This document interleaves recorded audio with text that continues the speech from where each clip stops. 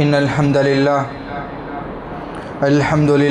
نحمده ونستعينه ونستغفره ونعوذ بالله من شرور أنفسنا ومن سيئات أعمالنا. من يهده الله فلا مضل له ومن يضلله فلا هادي له. وأشهد أن لا إله إلا الله وحده لا شريك له، وأشهد أن محمدًا عبده ورسوله. أما بعد فإن خير الحديث كتاب الله، وخير الهدي هدي محمد صلى الله عليه وسلم، وشر الأمور محدثاتها وكل محدثة بدعة، وكل بدعة ضلالة، وكل ضلالة في النار. أعوذ بالله السميع العليم من الشيطان الرجيم من همزه ونفخه ونفسه. بسم الله الرحمن الرحيم. يا أيها الناس اتقوا ربكم الذي خلقكم من نفس واحدة وخلق منها زوجها وبث منهما رجالا كثيرا ونساء، واتقوا الله الذي تساءلون به والأرحام إن الله كان عليكم رقيبا. يا أيها الذين آمنوا اتقوا الله وقولوا قولا سديدا يصلح لكم أعمالكم ويغفر لكم ذنوبكم، ومن يطع الله ورسوله فقد فاز فوزا عظيما. وقال الله تبارك وتعالى في موضع آخر: يا أيها الناس إنا خلقناكم من ذكر وأنثى وجعلناكم شعوبا وقبائل لتعارفوا إن أكرمكم عند الله أتقاكم. وقال النبي صلى الله عليه وسلم: أفشوا السلام وأطعموا الطعام وأصلوا الأرحام وصلوا بالليل والنيام تدخلوا الجنة بسلام.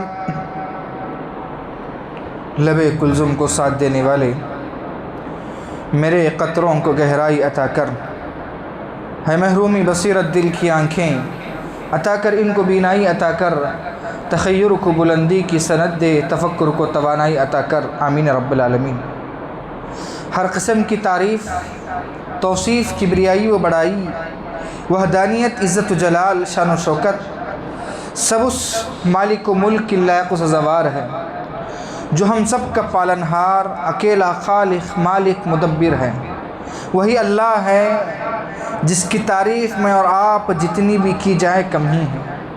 وہ اللہ رب العالمین ہے جو انسانوں کو ان گنت لامحدود نعمتوں کو دے کر اللہ رب العالمین آزماتا ہے. انہی نعمتوں میں سے کچھ نعمتوں سے محروم کر کے بھی اللہ رب العالمین آزماتا ہے، اور اللہ رب العالمین دیکھنا چاہتا ہے کہ کون ہے جو اپنے ایمان کو رکھ کر جو ہے اللہ رب العالمین کی آزمائش میں مبتلا ہو کر ہمیشہ اللہ رب العالمین کے حمد اور تسبیح بیان کرے. مختصر سی تعریف کے بعد درود کا نزلانہ ہو تمام انبیاء علیہ السلام پر، خصوصاً بالخصوص میں اور آپ کے آخری نبی احمد مجتبی محمد الرسول اللہ صلی اللہ علیہ وسلم کی ذات گرامی پر، جنہوں نے بڑی امانت و دیانتداری کے ساتھ جس طریقے سے اللہ رب العالمین نے شریعت اسلامیہ کو نازل کیا، منہ ان ہم تک پہنچایا، اور ایسا دین پہنچایا جو رات کے اندھیرے میں بھی دن کی طرح واضح اور روشن ہے. اللہم صلی علی محمد وعلی آل محمد کما صلیت علی ابراہیم وعلی آل ابراہیم انک حمید مجید. اللہم بارک علی محمد وعلی آل محمد کما بارکت علی ابراہیم وعلی آل ابراہیم انک حمید مجید. معزز حاضرین و خواتین، جیسا کہ میں اور آپ جمعہ کی مناسبت سے یہاں پر جمع ہوئے ہیں، رب تعالیٰ سے دعا ہے اللہ تعالیٰ ہمارے مل بیٹھنے کو قبول فرمائے. جس طریقے سے یہاں پر مل بیٹھے ہیں، کل روز قیامت کے دن جنت الفردوس میں مل بیٹھنے کی توفیق و سعادت نصیب فرمائے، آمین رب العالمین. اسی جمعہ کی مناسبت سے ایک اہم موضوع کا انتخاب کیا گیا ہے. موضوع ہے رشتہ داروں کی مضبوطی کا راز، معافی اور درگزر. انسان کی زندگی کے اندر جب انسان اپنے آپ کو دنیا میں وجود میں لاتا ہے، یعنی کہ انسان جب دنیا میں آتا ہے، جب دنیا میں پہلا آنے کے بعد سب سے پہلا رشتہ ماں باپ کا جڑتا ہے. لیکن اس سے پہلے ہم دیکھیں کہ جب اللہ رب العالمین نے اس دنیا کو بنایا اس دنیا کو بنانے کے بعد اللہ رب العالمین نے اپنے ہاتھ سے حضرت آدم علیہ السلام کی تخلیق کی. اس کے بعد آدم علیہ السلام سے ہی، ان کے حصے سے ہی حضرت حوا علیہ السلام کو پیدا کیا. یعنی کہ دنیا کے اندر آنے والا پہلا رشتہ میاں بیوی کا رشتہ، اس کے بعد آنے والا رشتہ اولاد اور ماں باپ کا رشتہ، اور ایسے ہی چلتے ہوئے چاچا بھتیجا فلاں رشتے آنے لگے. اللہ رب العالمین نے کہا یا ایھا الناس انا خلقناکم من ذکر و انثى وجعلناکم شعوبا وقبائل لتعارفوا ان اکرمکم عند اللہ اتقاکم. اے لوگوں، ہم نے تمہیں ایک مرد ایک عورت سے پیدا کیا. وَجَعَلْنَاكُمْ شُعُوبًا وَقَبَائِلَ لِتَعَارَفُوا، اور ہم نے تم کو خاندان قبیلوں میں بانٹ دیا ہے. إِنَّ أَكْرَمَكُمْ عِنْدَ اللَّهِ أَتْقَاكُمْ، اللہ کے نزدیک وہی محبوب، وہی بندے کی جو ہے عزت افزائی ہوگی جو اللہ رب العالمین سے ڈرتا ہے. اور اللہ رب العالمین نے رشتوں کی مضبوطی کے بارے میں اللہ رب العالمین نے فرمایا یا ایھا الناس اتقوا ربکم الذی خلقکم من نفس واحدہ وخلق منها زوجها وبث منہما رجالا کثیرا ونساء واتقوا اللہ الذی تساءلون به والارحام.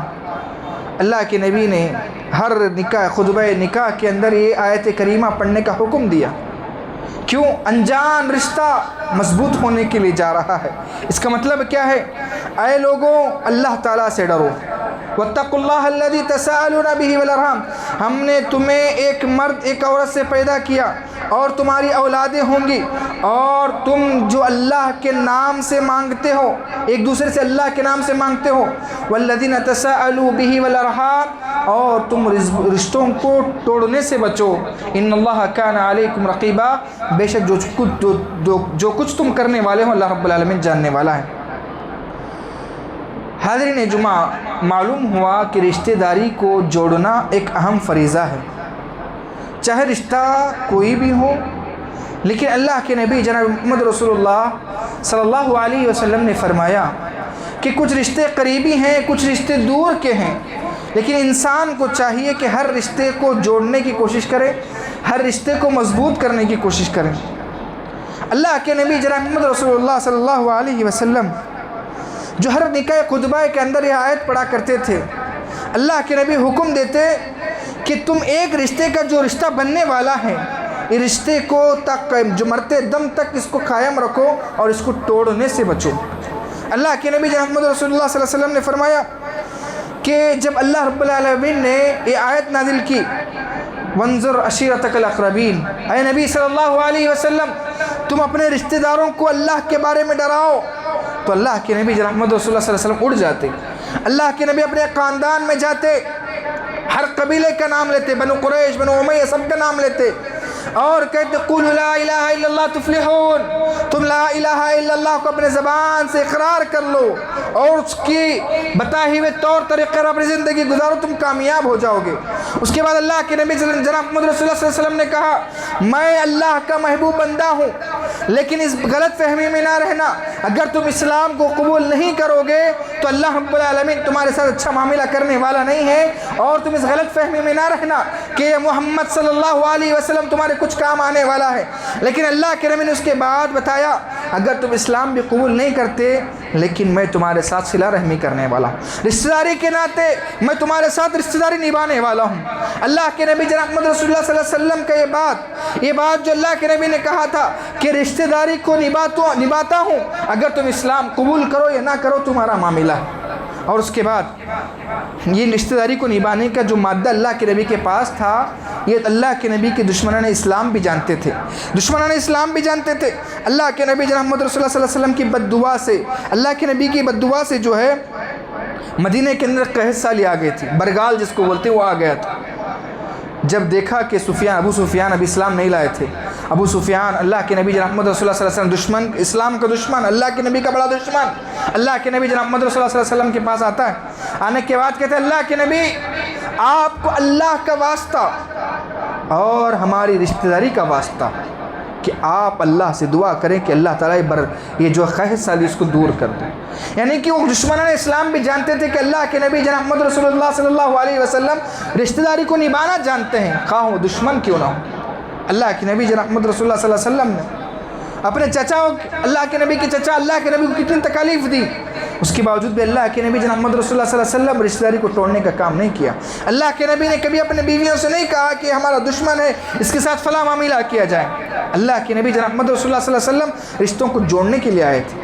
آج ہمارے معاشرے کے اندر ہم دیکھتے ہیں کہ ایسے ماں باپ پر بڑا ترس آتا ہے کہ وہ ماں باپ اپنے بچوں کو نصیحت کرتے ہوئے کہتے ہیں بیٹا اگر میں مر بھی جاؤں تو ان کے جنازے پر نہیں جانا۔ آج ایسے رشتے ہمیں بہت دیکھنے کو ملتے ہیں، ایسے رشتے ہمیں بہت دیکھنے کو ملتے ہیں۔ یہاں پر دیکھیں، چاہے وہ اللہ کے نبی جناب محمد رسول اللہ صلی اللہ علیہ وسلم جو شریعت ہمیں دے کر گئے، وہ شریعت اسلامیہ کے اندر بتایا گیا کہ اگر رشتہ دار مسلمان ہو یا نہ ہو، اگر ماں باپ مسلمان ہو یا نہ ہو، ان کے ساتھ صلہ رحمی کی جائے، ان کے ساتھ اچھا سلوک کیا جائے۔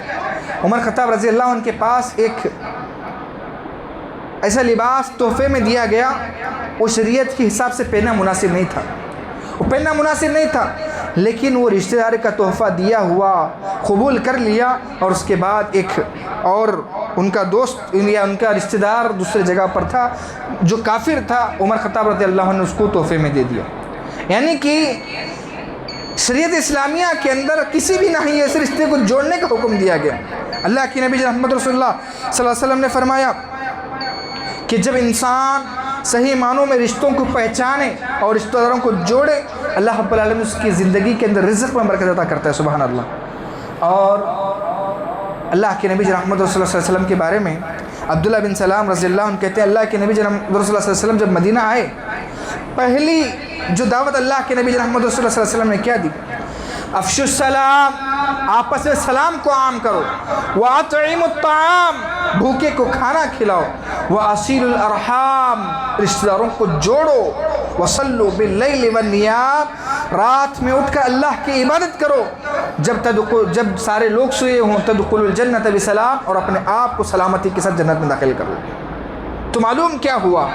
شریعت اسلامیہ کا اہم موضوع، ایک بڑا لمبا موضوع یہ ہے کہ انسان کی زندگی کے اندر جس سے جو رشتہ بنتا ہے، خواہ ہو باپ سے بیٹے کا ہو یا بیٹے سے باپ کا ہو، چاہے خاندانی رشتہ، ددیال کا ننیال کا جو کچھ بھی ہو، ہر ایک کو رشتے کو جوڑنا ایک ایمان والے کی علامت ہے۔ اللہ رب العالمین نے قرآن مجید کے اندر فرمایا، ایمان والوں کی صفات بیان کرتے ہوئے فرمایا، ایمان والے وہ ہیں جو رشتوں کو جوڑتے ہیں اور آخرت کے دن، قیامت کے دن حساب سے ڈرتے ہیں۔ آج ہم اپنے معاشرے کے اندر دیکھیں کہ انسان کے پاس جو انانیت ہے، جو میں پن جس کو کہا جاتا ہے، انسان کے پاس وہ آنے کے بعد رشتہ دار تو رشتہ دار، دوست تو دوست، انسان آج کل اپنے ماں باپ سے دشمنی، آج اپنے اولاد سے دشمنی، باپ اپنے بچوں کا چہرہ دیکھنے کے لیے راضی نہیں، اولاد اپنے ماں باپ کا چہرہ دیکھنے کے لیے راضی نہیں۔ اور آج ہم دیکھتے ہیں کہ ایسے ماں باپ ایسی نصیحتیں کر کے جاتے ہیں، بیٹا اگر میں مر بھی جاؤں اس کی شادی بیاہ میں نہ جانا، اس کے انتقال پر اس کے جنازے پہ نہ جانا۔ آج ہمارے ماں باپوں کی نصیحت ایسی ہونے کی وجہ سے اولاد بچپن سے ہی اپنے دل کے اندر بغض، حسد، کینہ، کپٹ لے کے گھوم رہی ہے، اور ہم سوچ رہے ہیں کہ ہماری اولاد جنت میں چلی جائے گی اور ہم جنت میں چلے جائیں گے۔ اللہ کے نبی جناب محمد رسول اللہ صلی اللہ علیہ وسلم نے فرمایا، لا يدخل الجنت قاطع، رشتہ داری کو توڑنے والا کبھی بھی جنت میں نہیں جا سکتا۔ وجہ کیا ہے؟ چھوٹی چھوٹی بات، فلاں موقع پر میں شادی میں گیا تھا، وہ مجھے دیکھ کر جو ہے مجھے صحیح سے میری مہمان نوازی نہیں کی، ایسے باتوں کو لے کر رشتہ دار خاندان بچڑ رہے ہیں، اور ہم سمجھ رہے ہیں کہ کوئی بڑی کام ہے۔ اللہ کے نبی نے فرمایا، ایسے لوگوں پر اللہ کی لعنت ہے جو رشتہ داروں کو توڑنے کا کام کریں۔ رشتہ داری کو توڑنے والے اوصاف کیا ہیں؟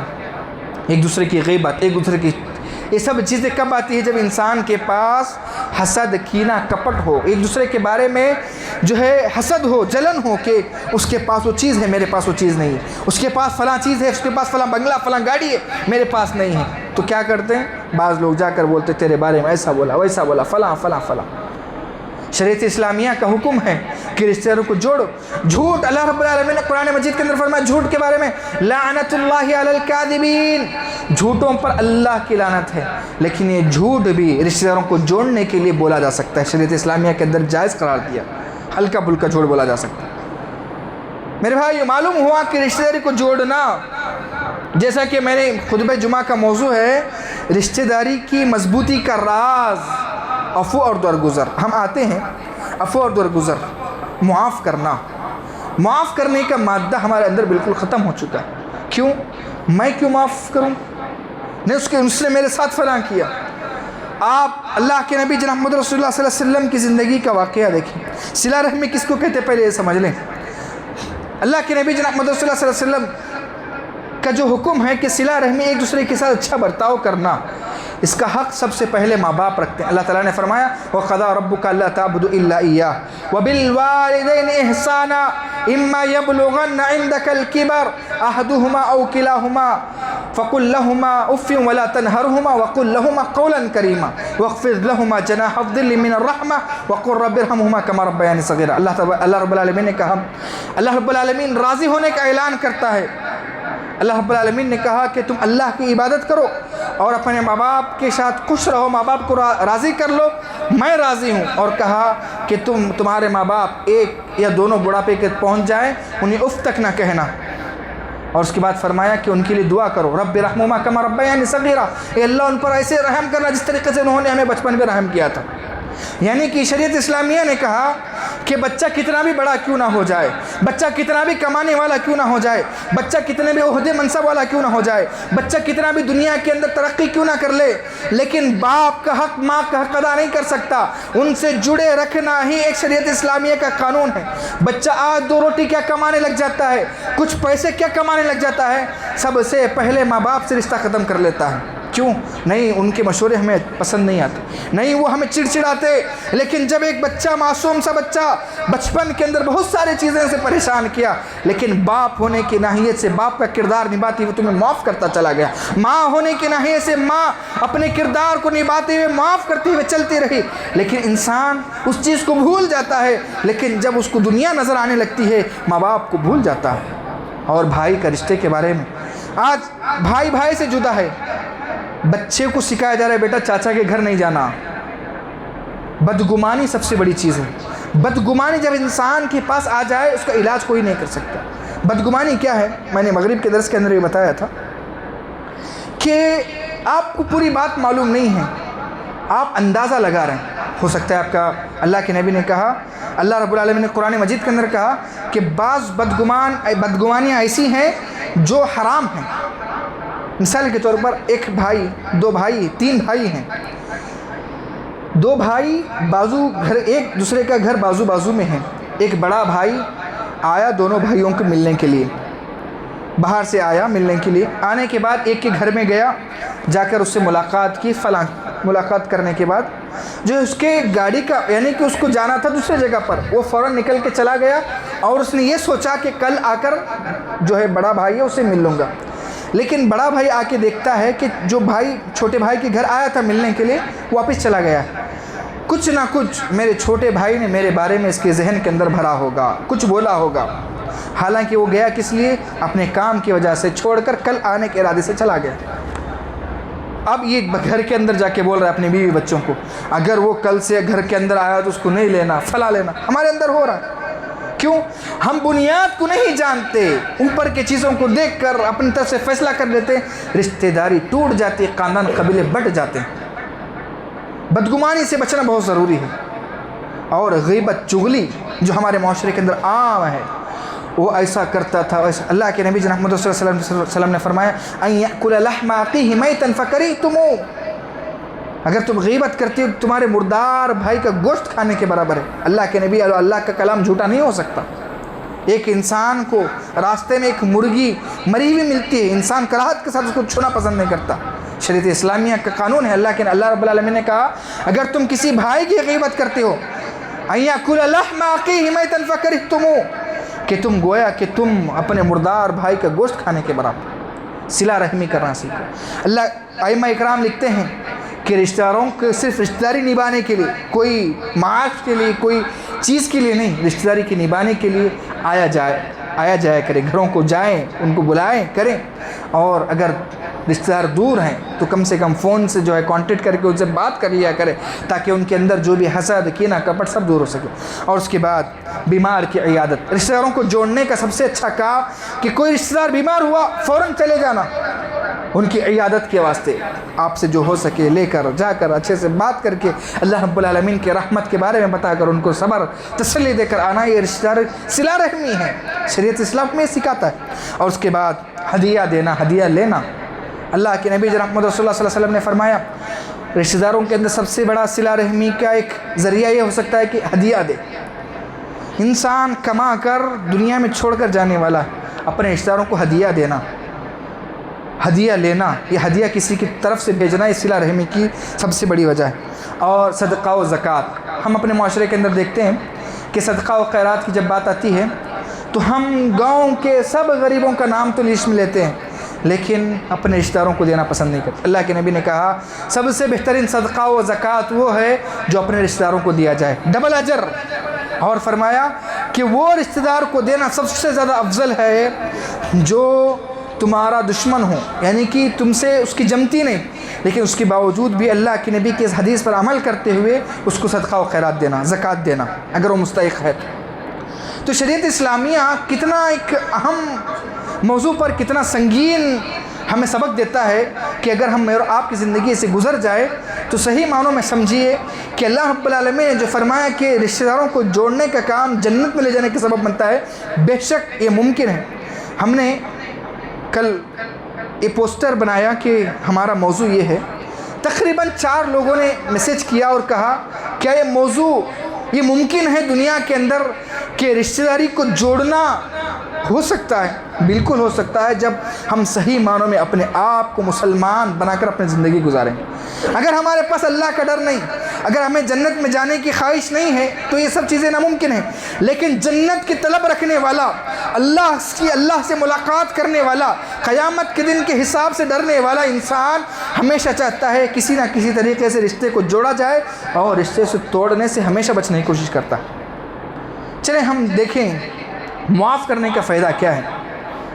اللہ کے نبی جناب محمد رسول اللہ صلی اللہ علیہ وسلم ایک مرتبہ مسجد میں بیٹھے ہوئے، اللہ کے نبی اپنے صحابہ کے سامنے بیٹھ کر کہتے ہیں، اللہ کے نبی کہتے ہیں حل یتلو علیکم الآن رجل من اہل الجنہ، اے میرے صحابہ تمہارے درمیان ایک نوجوان آئے گا وہ جنتی ہے۔ دیکھا کہ ایک نوجوان اپنے جوتوں کو سنبھالتے ہوئے اللہ کے نبی جناب محمد صلی اللہ علیہ وسلم کی مجلس میں بیٹھے اور چلے گئے۔ اللہ کے نبی بازار میں کھڑے ہوئے ہیں، اللہ کے نبی نے وہاں پر بھی کہا حل یتلو علیکم الآن رجل من اہل الجنہ، تمہارے درمیان ایک نوجوان آئے گا وہ جنتی ہے۔ یہ کون ہے؟ حضرت سعد رضی اللہ عنہ۔ اللہ کے نبی تیسری مرتبہ ایک باغیچے میں بیٹھے ہوئے، اللہ کے نبی اپنے صحابہ سے کہتے حل یتلو علیکم الآن رجل من اہل الجنہ، اے میرے صحابہ تمہارے درمیان ایک نوجوان آئے گا وہ جنتی ہے۔ حضرت عبداللہ رضی اللہ عنہ کے دل میں ایک خیال پیدا ہوا، یہ کون سا عمل کرتا ہے جس کی وجہ سے اللہ کے نبی ایک نہیں 2 نہیں بلکہ 3 مرتبہ جنت کی بشارت دیتے ہیں۔ حضرت عبداللہ جاتے ہیں، جانے کے بعد کہتے ہیں اے سعد میں نے اللہ کے نبی جناب محمد رسول اللہ سے پہلے کہتے ہیں میں تمہارا مہمان بننا چاہتا ہوں۔ حضرت سعد کہتے ہیں تمہیں میزبانی کا شرف قبول۔ جب جاتے ہیں دیکھتے ہیں کہ ہمیشہ ان کے اعمال پر نگاہ لگائے ہوئے بیٹھے ہیں، وہ کون سا عمل کرتے ہیں جس کی وجہ سے اللہ کے نبی نے 3 مرتبہ جنت کی بشارت۔ اذان ہوتی ہے وہ بھی نماز پڑھتے ہیں، عبداللہ رضی اللہ عنہ بھی نماز پڑھتے ہیں، تہجد کا وقت ہوا وہ بھی نماز پڑھتے ہیں، وہ بھی نماز پڑھتے ہیں۔ لیکن جب بات ہو گئی 2 دن کا عرصہ گزر گیا تو کہتے ہیں اے سعد میں تیرا مہمان بننے کی ایک ہی وجہ ہے، اللہ کے نبی جناب محمد رسول اللہ صلی اللہ علیہ وسلم نے 3 مرتبہ جنت کی بشارت دی، میں وہ جاننا چاہتا تھا کہ کون سا عمل ہے جس کی وجہ سے اللہ کے نبی نے 3 مرتبہ جنت کی بشارت دی۔ حضرت سعد رضی اللہ عنہ کہتے ہیں ایسا کوئی خاص عمل نہیں ہے، اگر تم اسی وجہ سے آئے ہو معلوم کرنے کے لیے تو سنو، جب میں ساری چیزوں سے فارغ ہو کر اپنے بستر کے اوپر جاتا ہوں، جب میں سارے چیزوں سے فارغ ہونے کے بعد اپنے بستر پہ جاتا ہوں، آسمان کی طرف اپنے ہاتھوں کو اٹھاتا ہوں، اللہ رب العالمین کے سامنے دعا کرتا ہوں، اے اللہ آج تک جس کسی نے بھی مجھے مارا، آج تک جس کسی نے بھی مجھے پریشان کیا، اللہ تعالیٰ آج تک جس کسی نے بھی میرے مال کو لوٹا، اے اللہ میں تجھے گواہ بنا کر کہتا ہوں میں نے سب کو معاف کر دیا۔ اے اللہ تو بھی اس انسان کو معاف کر دے۔ اے اللہ اگر میری ذات سے کسی تکلیف پہنچی ہو، کسی کو میں نے انجانے میں تکلیف دی ہو، اے اللہ مجھے توفیق دے کہ اس سے معافی مانگ سکوں، اے اللہ وہ مجھے معاف کر دے۔ اللہ اکبر۔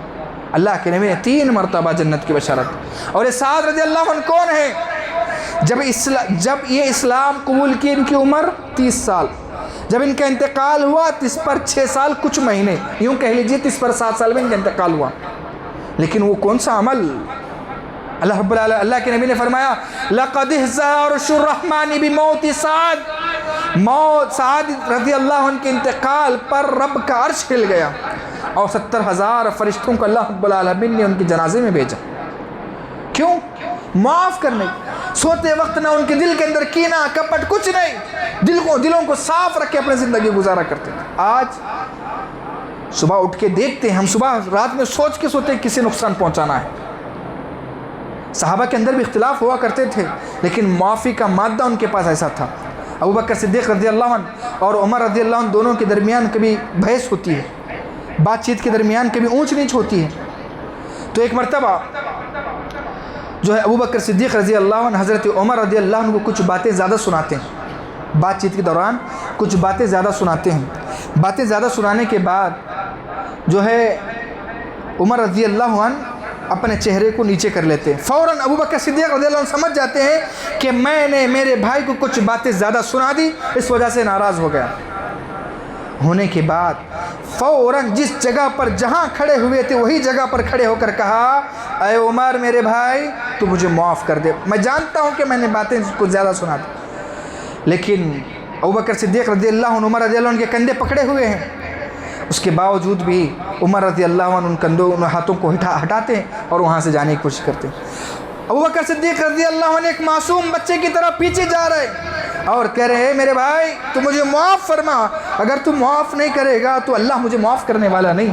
یہ بات کہتے ہوئے جا رہے ہیں لیکن معاف کرنے کے لیے تیار نہیں۔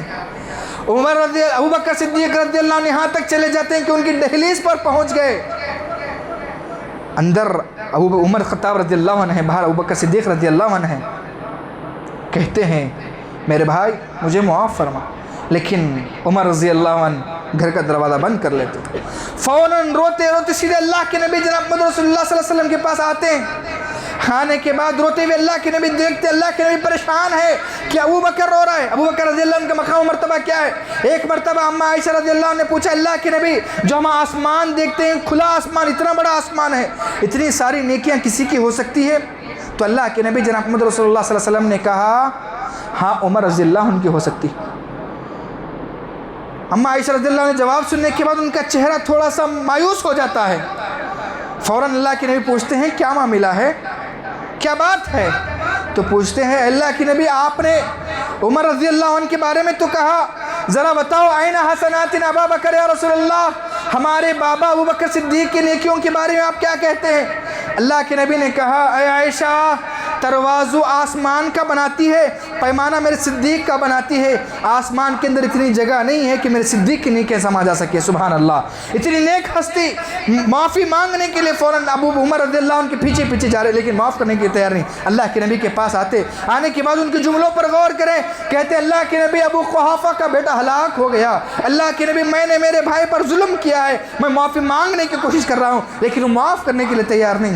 اسی دوران وہاں پر عمر خطاب رضی اللہ عنہ گھر کا دروازہ کھول کے دیکھتے ابوبکر موجود نہیں، فوراً سمجھتے ہیں اللہ کے نبی کے پاس گئے ہیں، تو فوراً اللہ کے نبی کے پاس آتے ہیں۔ آنے کے بعد کہتے ہیں اللہ کے نبی السلام علیکم یا رسول اللہ، اللہ کے نبی جواب نہیں دیتے۔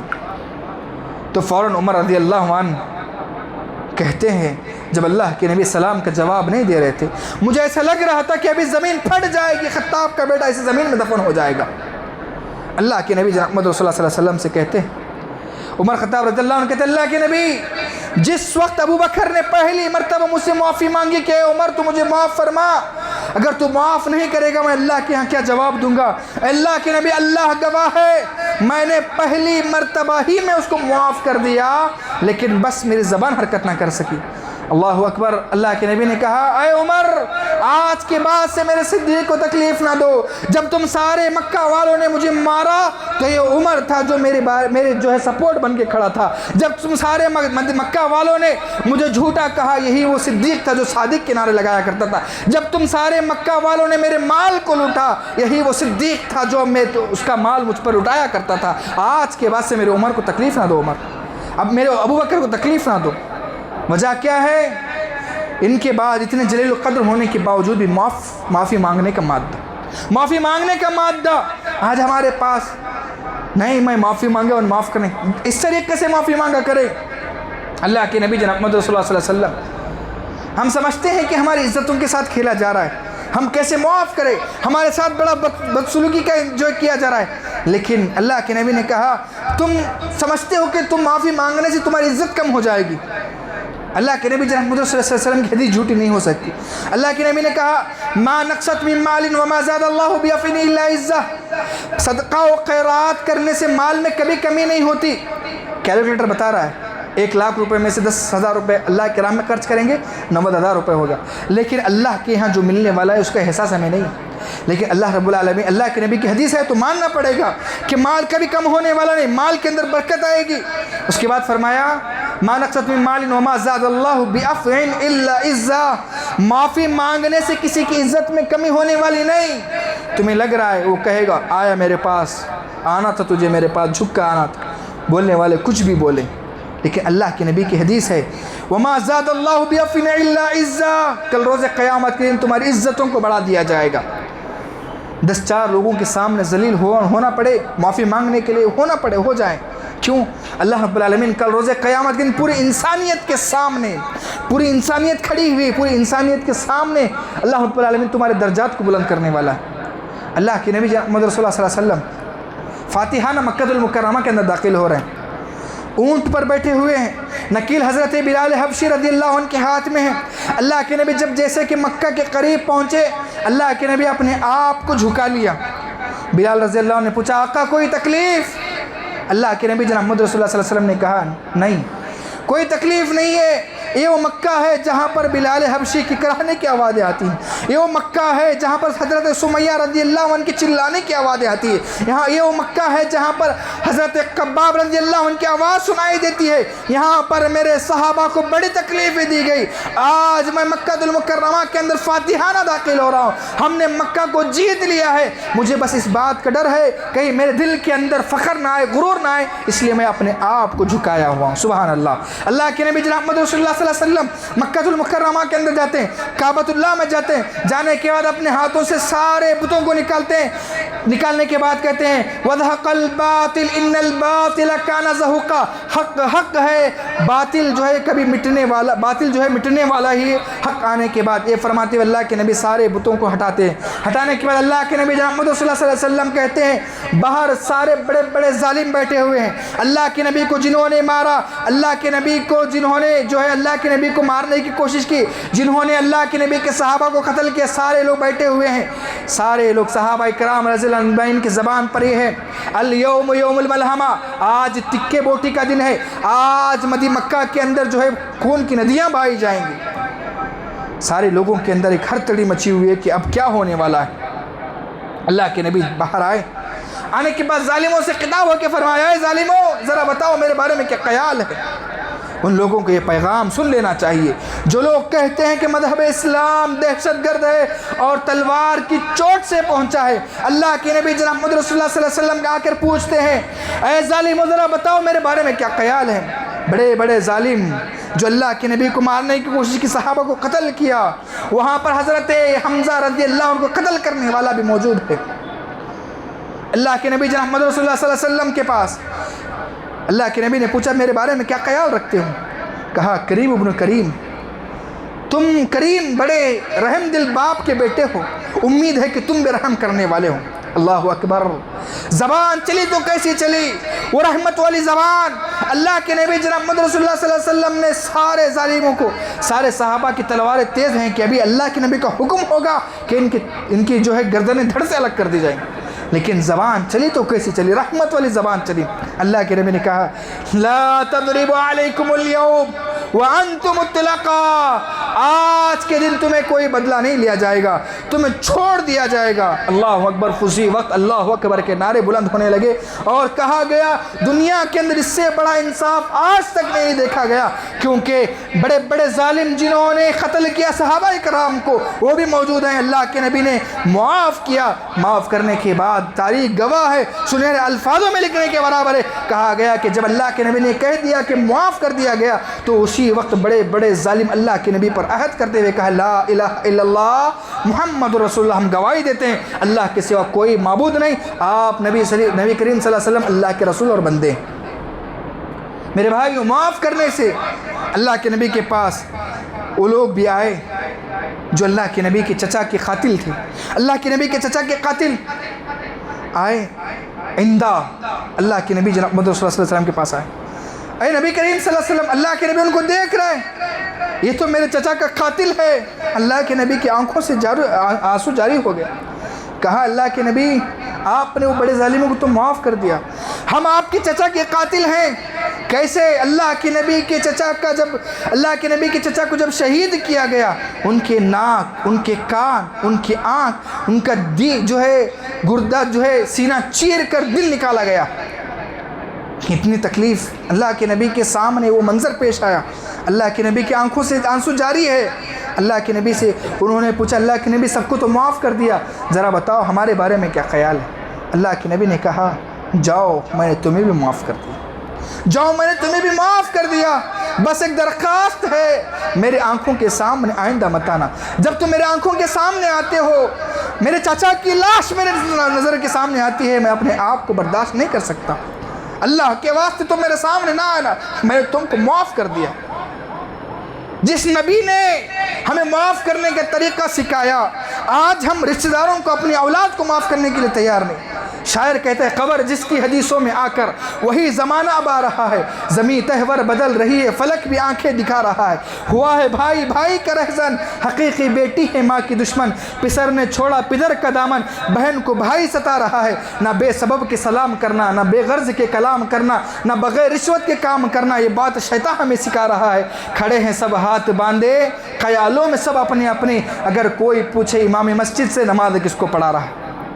رشتہ داروں کے اندر ہماری رشتہ داری موجود نہیں رہی، ہم اولاد، ہماری اولاد ہے اس کی فکر ہمیں نہیں، اولاد جائے کہیں بھی رشتہ توڑنے کی کوشش کی جا رہی، خاص کر کے خواتین اس بات کو سن لیں، خواتین رشتوں کو جوڑنے کا بھی کام کرتی ہیں، توڑنے کا بھی کام کرتی ہیں۔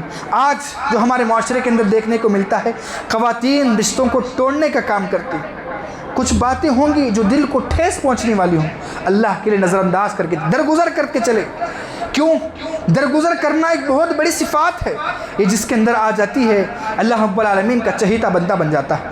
لہذا کہنے کے لیے باتیں اور کچھ ہیں، لہذا آج کی خطبہ جمعہ کا جو موضوع انتخاب کیا گیا، رشتہ داروں کی مضبوطی کا راز عفو اور درگزر، معافی اور نظر انداز کرنا، اس بات کو اپنے ذہن کے اندر بٹھائیں، یہاں سے عہد کر کے اٹھیں جو ہمارے سے رشتہ دار دور ہیں انشاءاللہ جوڑنے کی کوشش کریں گے انشاءاللہ۔ جو اولاد ہم سے بچھڑ گئی ہیں، باپ ہے انانیت کو ماریں، اپنے اولاد کو اپنے سینے سے لگائیں۔ اولاد ہیں اپنے ماں باپ سے بچھڑ چکے ہیں، جائیں اپنے باپ کے پاس، اپنے ماں کے پاس جا کر معافی مانگیں، معافی مانگنے سے کوئی چھوٹا نہیں ہوتا۔ اللہ رب العالمین سے دعا ہے اللہ رب العالمین کہی باتوں پر عمل کی توفیق عطا فرمائے۔ اللہ رب العالمین سب سے پہلے مجھے اور آپ تمام کو معافی مانگنے کی صفات کو پیدا کرنے کی توفیق عطا فرمائے۔ اگر کوئی معافی مانگ رہا ہے اللہ تعالیٰ اسے عفو درگزر کرنے کی توفیق عطا فرمائے، اللہ تعالیٰ معاف کرنے کی صفات کو پیدا کرنے کی توفیق عطا فرمائے۔ اللہ رب العالمین ہم تمام مسلمانوں کو نیک بنائے، اللہ رب العالمین ہم تمام مسلمانوں کو ایک بنائے۔ اللہ رب العالمین جہاں کہیں مسلمان پریشان حال ہے اللہ رب العالمین تمام مسلمانوں کی پریشانی کو دور فرمائے، جو بھی مقروض ہیں اللہ رب العالمین ان کی غیبی مدد فرمائے، جو بھی نوجوان لڑکے لڑکی رشتوں کی تلاش میں اللہ تعالیٰ ان کو نیک رشتوں کا انتظام فرمائے، اللہ تعالیٰ جو بھی مصیبتوں سے گونج رہے اللہ رب العالمین تمام مسلمانوں کی پریشانی کو دور فرمائے۔ اللہ رب العالمین اس دنیا کے اندر سب سے بڑی دولت توحید کی دولت اللہ رب العالمین مجھے اور آپ کو توحید کی دولت سے مالا مال فرمائے۔ اس دنیا کے اندر سب سے بڑی بیماری، سب سے بری بیماری شرک کی بیماری، اللہ رب العالمین مجھے اور آپ کو شرک کی بیماری سے حفاظت فرمائے۔ وما توفیقی الا باللہ وما علیہ البلاغ۔